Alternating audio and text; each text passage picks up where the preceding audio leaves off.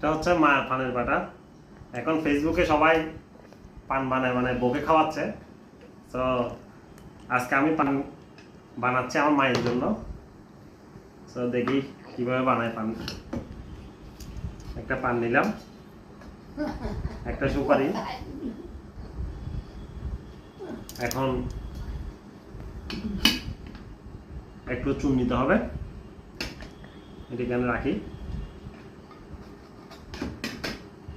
এটা হচ্ছে এই চুন। একটা পানের বটি নিলাম,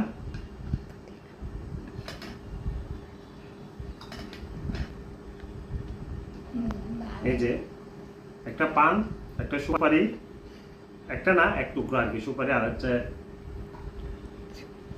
চুন। খুব সুন্দর করে আমি এক কিলে পান বানালাম কার জন্য? আমার মায়ের জন্য।